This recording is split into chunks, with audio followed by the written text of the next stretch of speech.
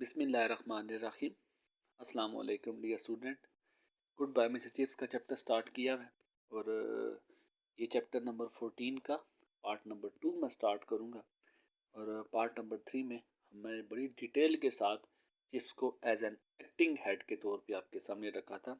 किस तरह वो डीलिंग्स कंप्लेन की करता, किस तरह वो मुख्तलिफ तरह की प्रॉब्लम्स को सॉल्व करता और सेंस ऑफ प्रोपोर्शन और तमीज़ इखलाकियात पे ब्रुकफील्ड को उसने कैसे कायम रखा था, इस पे हमने डिटेल से बात की है। और चैप्टर नंबर पार्ट 2 उसका स्टार्ट करूँगा यहाँ से। ऑन संडेज, हर इतवार को, जब भी इतवार होती थी, पहले आपको पता है हर इतवार को जो ब्रुकफील्ड के बच्चे जंग में गए हुए थे, जो ब्रुकफील्ड का स्टाफ जंग में गया हुआ था, अब हर इतवार को एक लिस्ट उनके पास आती थी।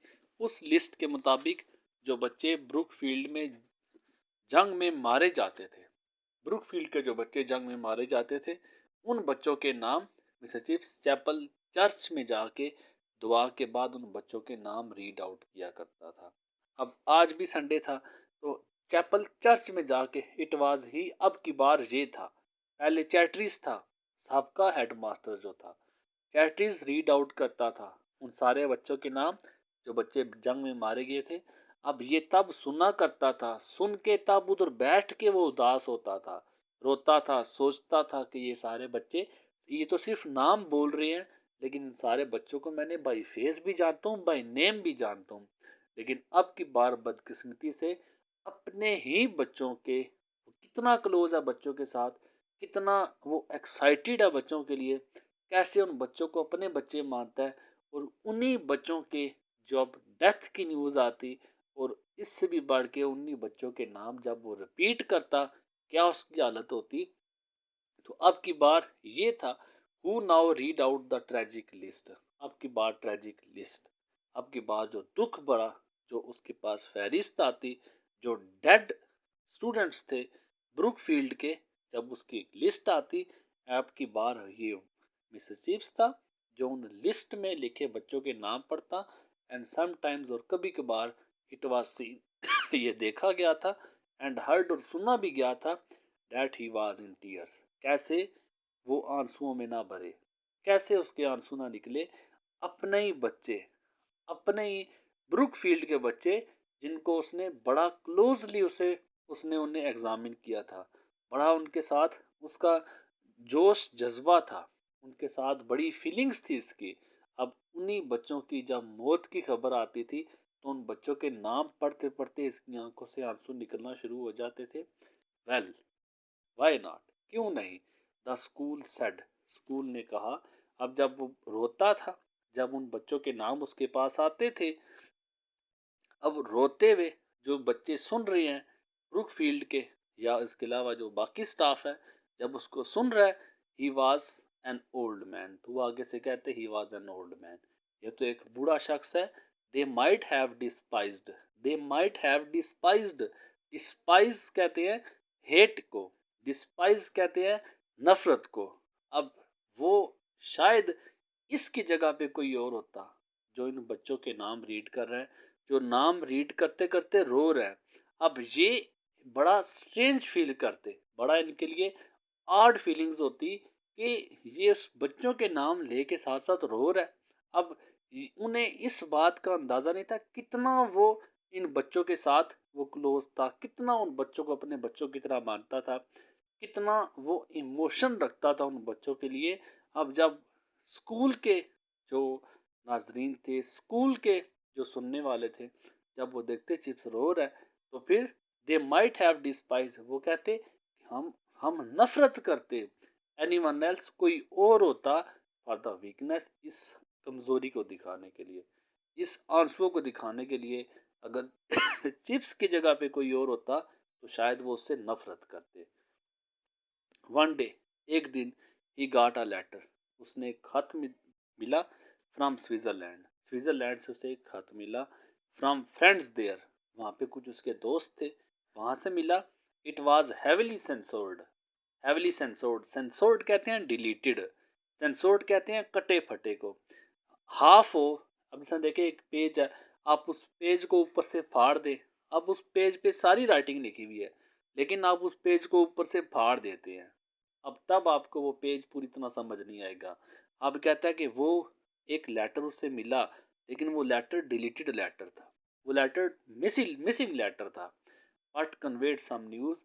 लेकिन उस लेटर मिसिंग के बावजूद कुछ ना कुछ खबर उसे मिल गई थी कि उस लेटर पे लिखा क्या गया है। ऑन द फॉलोइंग संडे अब फॉलोइंग संडे, आगे ही संडे को, after the names and biographies of the old boys, पुराने बच्चों के नाम तो उसने रीड किए जो बच्चे ब्रुकफील्ड के अंदर मारे गए थे जंग में। उन बच्चों के नाम उसने रीड किए with the short biographies, biography जो लाइफ हिस्ट्री के साथ, आपको पता है चैटरीज भी लाइफ हिस्ट्री के साथ बच्चों के नाम रीड करता था। अब इसने भी पुराने बच्चों के नाम रीड किए who were killed in the war, जो कि जंग में मारे गए थे, उन बच्चों के नाम इसने रीड किए। लेकिन ही पास्ड, ही स्टॉप्ड, बच्चों के नाम रीड करने के बाद वो रुक गया। अ मोमेंट, एक लम्हे के लिए वो रुक गया, क्योंकि उसके पास जो खत मिला था उस खत को उसने पढ़ना था। उस खत में कोई जो खबर थी वो भी सुनानी थी। बच्चों के नाम पढ़े, बच्चों के नाम पढ़ने के बाद वो रुक गया। एंड देन एडिड, वो फिर मजीद बोला, दोस्त, वो लोग, फ्यू ऑफ यू, आप में से चंद, who were here before the war, जंग से पहले जो यहाँ पे मौजूद थे, विल रिमेंबर, वो याद होगा उन्हें, मैक्स स्टैफल, मैक्स स्टैफल उन्हें याद होगा। मैक्स स्टैफल के बारे में पिछले चैप्टर में हमने पढ़ चुके हैं, चैप्टर नंबर 12 में, लास्ट में। द जर्मन मास्टर, जो कि जर्मनी का मास्टर था, लेकिन ब्रुकफील्ड का टीचर था, रहता जर्मनी में था लेकिन ब्रुकफील्ड में टीचिंग करता था, ब्रुकफील्ड का टीचर था। अब ये भी कहता है कि वो लोग जो यहाँ पे मौजूद है उन्हें मैक्स टैफल के बारे में ज़रूर आगाही होगी, मैक्स टैफल को वो ज़रूर जानते होंगे, जो कि जर्मन टीचर था ब्रुकफील्ड के अंदर। ही वाज इन जर्मनी, वो जर्मनी में था, विजिटिंग हिज होम, अपने घर गया हुआ था। पहले वो पता है आपको ब्रुकफील्ड के अंदर ही था, लेकिन जैसे ही 1914 को जंग का आगाज होता है तो वो, इसे यही लगता है कि जंग खत्म होने वाली नहीं है, तो उससे पहले पहले वो अपने घर पहुंच जाए। जब वो अपने घर जाता है, फिर उसके बाद 1917 को उसे खबर मिलती है कि मैक्स टैफल, जो हाथ में लिखा हुआ है कि मैक्स टैफल की फलां जगह पे डेथ हो गई है, मैक्स टैफल फलां जगह पे मारा गया है। अब उसी खत की न्यूज़ को इसने बच्चों के साथ इसको भी सुनाना है। तो कहता है, आपको पता है जो जर्मनी में मैक्स टैफल हमारे टीचर हुआ करता था, वो अपने घर गया हुआ था, when war broke out, when war spread, जब जंग छिड़ गई थी। ही वॉज पॉपुलर, वो भी मशहूर था, वाइल ही वॉज हेयर, जब वो जहाँ पे था, एक मशहूर टीचर था। एंड मेड मैनी फ्रेंड्स, और उसने बहुत से दोस्त भी बनाए हुए थे। Those who knew him will be sorry, those वो, हु न्यू हिम जो उसे जानते थे, विल बी सॉरी उन्हें अफसोस होगा, टू हियर डैट उन्हें ये सुन के अफसोस होगा, that he was killed last week, कि उसे लास्ट वीक, उसे आखिरी हफ्ते में उसे मार दिया गया था। उसे भी मार दिया गया on the western front, west की तरफ से फ्रंट से लड़ते हुए। अब ईस्ट एंड वेस्ट, अब यहाँ से वो लड़ रहे हैं, लेकिन वेस्ट में उनकी जो फौज है, वो फौज जिसके साथ ये लड़ रहे हैं। अब वेस्ट में मतलब जर्मनी वालों की तरफ से वो लड़ रहा था, वेस्ट वालों की तरफ से है। अब ये बात मिसेस चिप्स ने जो बात कही थी, ये बात ब्रुकफील्ड वालों के लिए नाकाबिले माफ़ी थी, क्योंकि जर्मनी इनके साथ लड़ रहा था, जर्मनी इनका हरीफ था, जर्मनी इनका दुश्मन मुल्क था। अब इनके ख्याल में ये जर्मन वालों के साथ लड़ रहा था, जर्मन वालों की तरफ से लड़ रहा था, तो इसका नाम हमारे बच्चों के साथ, ये तो एक बागी हुआ, ये तो एक दुश्मन हुआ, जो कि हमारे दुश्मनों के साथ मिलके हम पे फायरिंग कर रहा था, हमारे साथ लड़ रहा था, तो इसका नाम हमारे बच्चों के नाम के साथ इसने क्यों रीड किया है। अब he was little pale, Chips जो था, लिटिल पेल लिटिल इल, बड़ा दर्द महसूस हुआ, क्योंकि हमने देखा है हर्स्टैफल उसका बड़ा अच्छा दोस्त था। जब चिप्स बीमार हुआ है, ये हर्स्टैफल के साथ ही गया, उसकी तरफ ही गया है, जर्मनी में इलाज कराने गया तो उसकी तरफ ही रुका। ब्रुकफील्ड में स्टे किया। ब्रुकफील्ड में इसका अच्छा जुराना था। ब्रुकफील्ड में दोनों की एज में काफ़ी फ़र्क था, लेकिन इन दोनों की दोस्ती काफ़ी अच्छी थी। अब जब उसने उसकी भी डेथ की खबर सुनी, क्योंकि वो ब्रुकफील्ड का टीचर था, बेशक वो वेस्ट वालों की तरफ से लड़ रहा था, बेशक वो जर्मन जर्मन ही था, जर्मनी वालों की तरफ से ही लड़ रहा था, लेकिन था वो मिसेस चिप्स का दोस्त। अब चिप्स को इस बात का अंदाज़ा था कि जब मैं एक किस्म का अपने दुश्मन का नाम अपने बच्चों के नाम के साथ रिपीट करूंगा तो यहाँ पे हलचल मच जानी। लेकिन चिप्स ने इस बात को इग्नोर किया। चिप्स ने इस बात को अपनी खातर में नहीं लाया। फिर भी उसने उन उसका नाम सारे बच्चों के साथ उसने रिपीट कर दिया। अब उसके बाद क्या बेचैनी बढ़ी। वो लिटिल पेल, वो थोड़ा बीमार भी था। मैंने ही सैट डाउन, जब वो नीचे बैठा आफ्टरवर्ड, जिसके बाद नाम रिपीट करने के बाद वो बीमार पड़ के वो जर्द रंग का होके नीचे बैठ गया। अवेयर, इस बात से आगाह था that he had done something unusual. उसने कोई गैर मामूली बात कर दी है। उसने वो बात कर दी है जो बात उसे नहीं करनी चाहिए थी। He had consulted nobody. उसने कंसल्ट किया, उसने डिस्कस किया। नो बॉडी, किससे भी इस बात को डिस्कस नहीं किया कि आया कि मुझे ये नाम रिपीट करना चाहिए ना नहीं करना चाहिए। ये बगैर किसी डिस्कशन के उसने जाके नाम सबके सामने रिपीट कर दिया। एनी हाउ, ताहम, no one else could be blamed. किसी को भी ब्लेम नहीं किया जा सकता, किसी पे भी इल्ज़ाम नहीं लगाया जा सकता। लेटर, बाद में, outside the chapel, chapel church के बाद नाम रिपीट हो गए। चिप्स से पूछने की किसी को हिम्मत ना हुई। चिप्स उस वक्त तक स्टेटस में, रिस्पेक्ट में, लव में सबसे आगे था। अब चिप्स की इस बात पे कोई चैलेंज नहीं कर सका।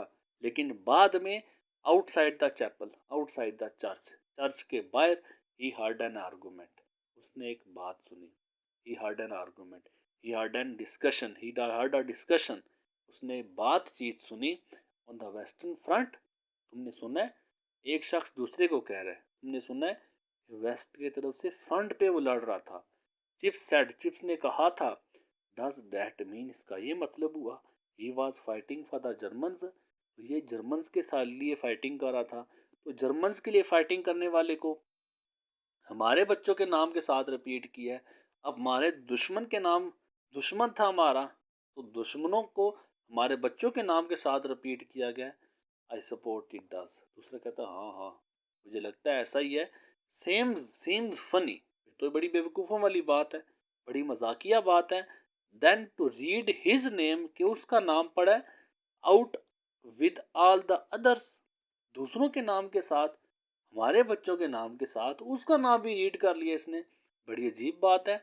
आफ्टर ऑल, बहरहाल, ही वॉज एन एनिमी, वो तो हमारे लिए दुश्मन हुआ। तो हमारे दुश्मन जो था उनके साथ इसने हमारे बच्चों के नाम के साथ उस हमारे दुश्मन का नाम भी रिपीट कर दिया। कहता है वो just one of chips idea, तुम्हें पता तो है पुराने ख्यालात का मालिक है, पुरानी सोच का मालिक है। आई एक्सपेक्ट, आई होप, मुझे उम्मीद है, the old boy still has them, old boys, ये जो बूढ़ा लड़का है, स्टिल हैज देम, अभी तक पुराने ख्यालात में है। ठीक है, टीचर रहा है, ठीक है, ब्रुकफील्ड में उसने अरसा गुजारा है, लेकिन था तो हमारा दुश्मन। अब इसने अपनी दोस्ती निभाई है, इसने अपने टीचर होने के नाते उसे अपने बच्चों के साथ शामिल किया, पुराने आइडियाज रखता है, पुराने ख्यालात। वही साहब ब्लेड्स वाला, चैप्टर नंबर 13 में आपको मैंने बताया था ब्लेड्स के बारे में। तो कहता है वही नौजवान वाली ना सोच जो है, वही बूढ़ों वाली सोच, वही बुढ़ापा, वही जो तंग नजरी, वही पुरानी सोच इसके दिमाग में अभी तक है। Chips in his room, chips ने वो बातें सुनी। अब उसे फील तो हुआ, किसको अपनी बेइज्जती फील नहीं होती, लेकिन इसने किसी से डिस्कस नहीं किया। चिप्स इन हिज रूम, अपने कमरे में वापस आ गया। अगेन दोबारा से, was not displeased, was not unhappy, वो ना खुश नहीं था बाय द कमेंट, उनके कमेंट से, उनकी बातों से। यस, हाँ, ही स्टिल हैड देम, हाँ मेरे अंदर वो सारी बातें मौजूद हैं, मेरे अंदर वो सारे एहसासात मौजूद हैं जिन्हें आप लोग पुराना कहते हो, जिन्हें आप लोग सदियों दूर वाली सोच कहते हो। मेरे अंदर वो सारी सोचें हैं, दोज आइडियाज ऑफ डिग्निटी, मेरे लिए वो आइडियाज, मेरे लिए वो ख्यालात, मेरे लिए वो पुरानी सोच और डिग्निटी। ग्रेटनेस अजमत वाली सोच है, and generosity, generosity open heart, वो सखावत वाली, वो सखी वाली सोच है, that were becoming increasingly rare in a frantic world. अब वो सोच, वो बातें, वो दलीलें जो बुजुर्ग, वो नसीहतें, वो सुजेशन जो एक बुजुर्ग अपनी नौजवान नस्ल को देते हैं, वो नौजवान नस्ल आगे से बेजार होती है, नौजवान नस्ल बुजुर्ग की बातों से उकता जाती है। ये क्या पुरानी सोच, ये क्या पुरानी बातें, मुझे आप बोर कर देते हैं। अब कहता है यही वही बातें थी, दैट वाज इंक्रीजिंगली रेयर। ये वो अखलाकियात का दर्स, ये वो तमीज का दर्स, छोटे बड़े की पहचान, ये इंक्रीजिंगली रेयर, रेयर बड़ी नायाब होती जा रही थी in a frantic world. Frantic, hectic, rotten, ये जो मैड, ये जो इंतहाई तेज चलने वाली दुनिया थी, ये जो इंतहाई एडवांस दुनिया थी, ये जो इंतहाई पागलों वाली दुनिया थी, इस दुनिया में ये एहसासात, ये इमोशंस, ये जो फीलिंग्स थी, ये इंतहाई रेयर फीलिंग्स होती जा रही थी। एंड ही थॉट, और उसने सोचा, ब्रुकफील्ड विल टेक देम। किसी को मेरी बातें बुरी लगे या अच्छी लगे, लेकिन ब्रुकफील्ड विल टेक देम, कोई ले ना ले मेरे एहसासात, मेरी तजावीज़, मेरी नसीहतें, but Brookfield will take them, लेकिन ब्रुकफील्ड वो सारी नसीहतें ज़रूर लेगा, to also be from me, मुझसे, but it would not from anyone else, मुझे किसी से कोई लेना देना ही नहीं, मुझे लेना देना है तो ब्रुकफील्ड से है, लेना देना है तो ब्रुकफील्ड के बच्चों से है। वंस, एक बार, asked for his opinion of bayonet practice। bayonet practice, bayonet practice क्या होती है कि बंदूक है, बंदूक के आगे कभी कभार ऐसा होता है, एक सिपाही दूसरे सिपाही को फायर कर रहा है, तो फिर अब कभी कभार ऐसा होता है कि दूसरा सिपाही पहले सिपाही के सर पे आ पहुंचता है, उसे इतना मौका नहीं मिलता कि वो दूसरे सिपाही को फायर कर सके। अब जब एक सिपाही बिल्कुल पास आ गया है, कि इतना पास आ गया कि फायर भी नहीं हो सकता, तो फिर क्या किया जाता है कि बंदूक की नल जो होती है, जो बंदूक के आगे मुंह होता है, उस मुंह पे नाइफ को लगा देते हैं, चाकू को लगा देते हैं। जब चाकू को ग्रिप कर दिया जाता है, चाकू को बांध दिया जाता है, इस सूरत में कि अगर दुश्मन आपके बिल्कुल पास आ जाए कि आप उसे फायर भी ना कर सको, तो उसकी जो बंदूक है, उस बंदूक के आगे जो नाइफ लगा हुआ है, जो चाकू लगा हुआ है, उस चाकू की मदद से वो आप उस अपने दुश्मन को घुसेड़ दें, वो चाकू आप अपने दुश्मन को मारने के लिए इस्तेमाल कर सके, वो चाकू आप अपने दुश्मन के जिस्म में उतार सके। अब इस जो प्रैक्टिस थी कि कैसे आपके सर पे एकदम से दुश्मन आ जाए, और इस दुश्मन को कैसे आपने पलटना है, और कैसे आपने वो नाइफ जो बंदूक के आगे लगा होगा वो अपने दुश्मन के सीने में उतारना है, इसकी प्रैक्टिस चल रही थी। इस प्रैक्टिस को बायोनेट प्रैक्टिस कहा जाता है। तो कहता है, वंस, एक बार, आस्क्ड फॉर हिज ओपिनियन, उससे ओपिनियन ली गई, उससे राय ली गई ऑफ बायोनेट प्रैक्टिस, ये बायोनेट प्रैक्टिस के बारे में आप बताएं, आपका क्या ख्याल है बायोनेट प्रैक्टिस के बारे में। बीइंग कैरिड ऑन, जो कि कैरी ऑन थी, जो कि कीप ऑन थी, जो कि कंटिन्यू थी, नियर क्रिकेट पेविलियन, क्रिकेट की पिच पे, क्रिकेट के ग्राउंड में वो कंटिन्यू थी, वो जारी थी बायोनेट प्रैक्टिस। पता है आपको, ब्रुकफील्ड के बाहर ग्राउंड्स जो थे वो सोल्जर्स यूज कर रहे थे प्लेइंग के लिए, स्पोर्ट्स के लिए, ट्रेनिंग के लिए। तो इसी ट्रेनिंग में बायोनेट प्रैक्टिस भी ट्रेनिंग थी। तो किसी ने बायोनेट प्रैक्टिस को देख के चिप से सवाल किया कि आपका इस बायोनेट प्रैक्टिस के बारे में क्या ख्याल है। तो ही आंसर्ड, उसने जवाब दिया, विद द लेजी, बड़ी सुस्ती के साथ, बुजुर्ग भी होता जा रहा था, slightly lightly asthmatic intonation, asthmatic, asthma, asthma जो आपको पता है दमे की बीमारी है, सांस फूल जाना, इंटोनेशन राइज एंड फॉल। अब बिकॉज ऑफ एस्थमा, अब दमे की वजह से उसकी आवाज में राइज एंड फॉल था, दमे की वजह से उसकी आवाज ऊंची नीची होती थी, that had been so often and so extravagantly imitated. अब ये उसकी आवाज में उतार चढ़ाव जो था, एक्स्ट्रावेजेंटली, बहुत ज्यादा, एक्सेसिवली इमिटेटेड कॉपी।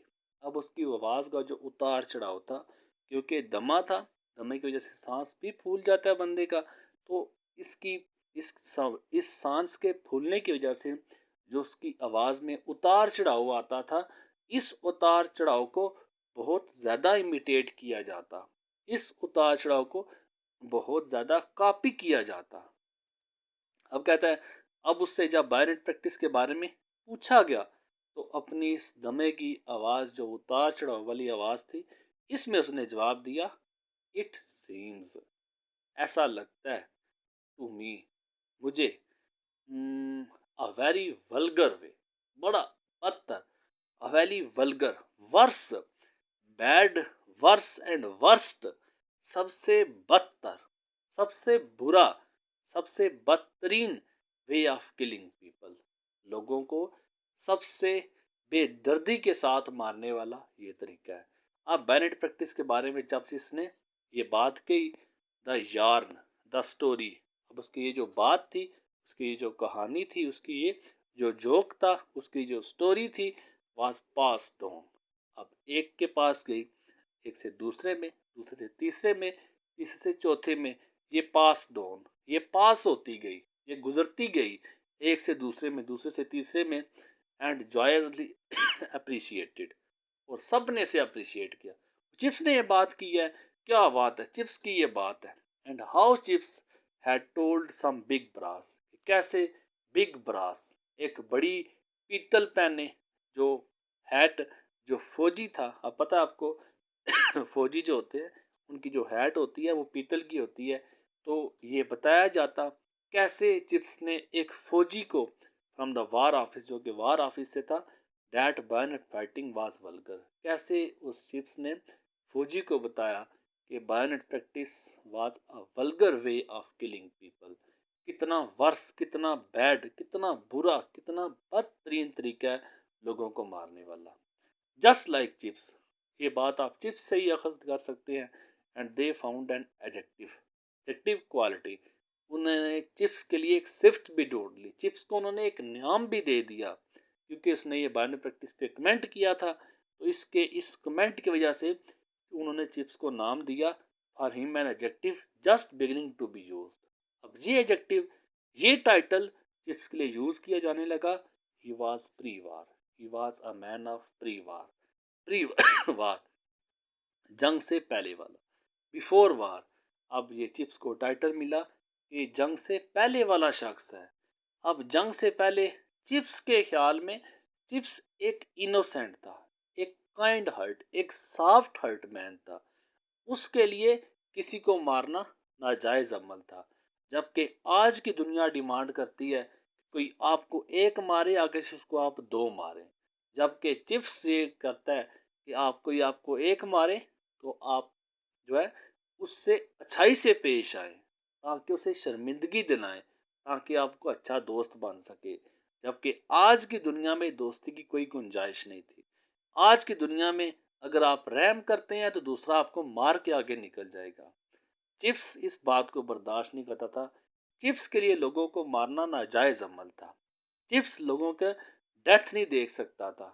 चिप्स लोगों को तड़प तड़प के मरता हुआ नहीं देख सकता था। लेकिन आज के लोगों में ये रहम, आज के लोगों में ये जो सॉफ्टनेस था, ये जो नरमी थी, आज के लोगों के लिए दिलों में नहीं थी। उनके ख्याल में एक मारे तो आगे से दो मारा जाए, अगर कोई एक कत्ल करे तो उसके दो बंदों को कत्ल किया जाए। जबकि चिप्स में ऐसी फीलिंग्स नहीं थी। तो चिप्स की इस फीलिंग्स की वजह से उसे ये टाइटल दिया कि he was a man of pre war, कि वो जंग से पहले वाला शख्स है। उम्मीद करता हूँ चैप्टर नंबर 14 पार्ट 2 की एक्सप्लेनेशन काफ़ी हद तक मैंने कोशिश की आपको समझाने की, और काफ़ी आपके लिए मददगार भी साबित हो। इंशाल्लाह ताला आपसे चैप्टर नंबर 15 में मुलाकात होती है। अभी तक के लिए इतना, दुआ में याद रखिए। जज़ाकल्लाह, अल्लाह हाफिज़, अस्सलाम वालेकुम।